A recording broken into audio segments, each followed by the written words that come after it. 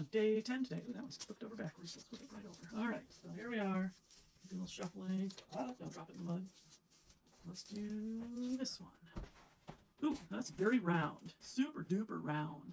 That'll be interesting. Okay, let's do a super round cup. Almost entirely round. With a little foot on the bottom. That's kind of cute. Okay, we're good.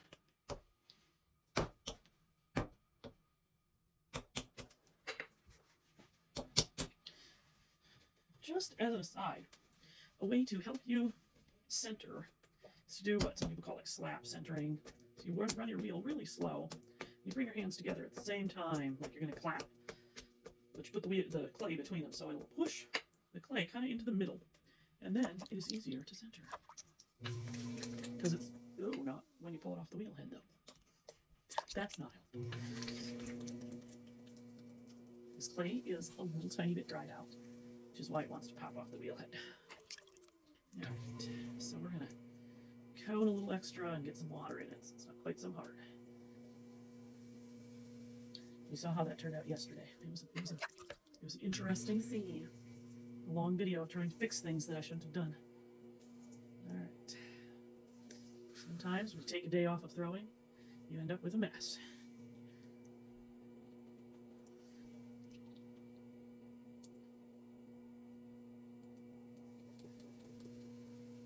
Nice.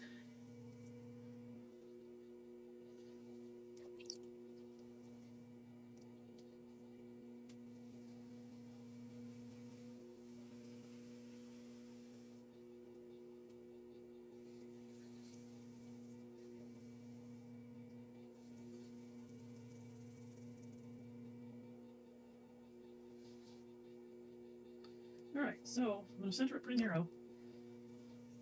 I guess I really don't have to, but I am. Mostly because I think that making it round is going to otherwise suck. So high and narrow. Because we're going to pull it out into round. In general, I think most cups, I want to center high and narrow. Just as a rule.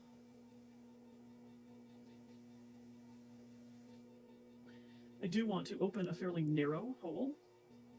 When I pull across, I'm not going to pull across very far, and I'm going to open more outward in this case. Okay, let's see. That is probably not quite wide enough.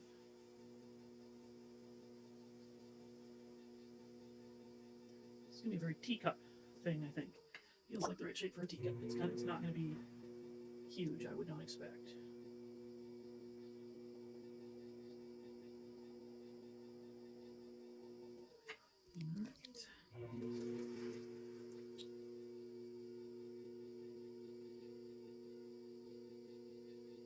This particular cup, I'm going to do a ton, probably quite a lot. I was going to say a ton, but that's probably an exaggeration, of undercutting because we actively want the foot to be way smaller than where the body starts. If you look at it, hold on, I'll show you. So if you look at this, the foot is super narrow, and if I was, you can certainly just throw sort of a thicker base and trim that in, but I don't really love trimming, so I'm going to try to eliminate more of the unnecessary base. I think I cut it all the way down. Interesting. Oh, I did. Weird. All right. I prefer to remove more as I'm throwing. Make the cup more the shape I want it while I'm throwing it, than later. That just isn't my preference, I guess. Now, again, you're going to want to keep the rim is a fair bit wider than the little foot, which is going to have a little flare to it later when I trim it in. Because in spite of my choices not to trim very many things, I think this will have to be trimmed to some degree. Oh, that's kind of a interesting shape. Okay. I don't usually throw anything quite this round. It's very round inside. Let's see if I can show you. Looks like, let's see, take the crayon down. You see how round it is? Usually I put a flat base on things, but I kind of like how round it is. So I'm going to go with that and see how it goes. Let's see. Again, I like to push in at the base, especially on something like this where I want it to flare out as it goes. And in this case, I'm almost going to try to throw that super round shape somewhat. Okay, we're going to collar in this rim and straighten it out. Because it is really wonky just now. Okay. Trim it off. Okay, I want even more. I don't know. I don't love how that rim looks right now. Let's try coloring it in a bit here. Oh, I don't know. Very round little cup. Let's see. Right. Okay, so I'm gonna continue to push in down here, and then try to pull this way. Oh, there we go. That's nice. Push it back in a bit. Nice. It does have a little tiny flare at the very top, so it's going to be kind of like this, so that you can actually drink out of it. If it just tipped in, I think it would be really hard to drink out of. Let's gotta fix that rim. So in this particular case, my rim has gotten really thin. I don't really like how thin it is. So I'm going to do something to fix it. I'm going to continue to thin it out until it is really thin. It is very, very thin. And then I'm going to carefully tip it over so that I have a rolled rim. So I'm going to go like this. And I'm just going to tip it out. And then I'm going to keep tipping it out until I tip it down and stick it back to the wall. Now, my rim, I have a little air bubble, it feels like. My rim is twice as thick. I have this air bubble that I got to pop though. So I'm gonna, I can't quite see it. Yeah, it's right there.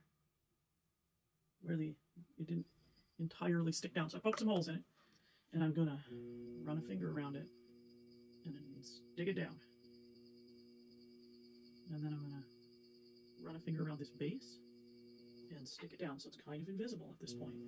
But my rim is, instead of being way too thin, it's instead twice as thick. Kind of a nice rim. I like rolled rims sometimes. Okay. Now, let's push in the base a little bit more. I've opened it so that the foot of the piece is kind of on top of this base. I want a narrow, flared base. So I'm going to remove a bunch of clay. I don't feel like I can cut a lot more away now, because it will cut the wrong direction, because what I really need is to trim it down at an angle like this, and if I cut in with a knife tool, it's going to go in the wrong direction. So I'm going to kind of push under it, almost like I'm throwing off the hump, and like I want to cut this item off of that item. Not exactly, but kind of close, if you've ever done that. I'm going to kind of flare out the base, and then I'm going to try to sort of smooth out this hole here.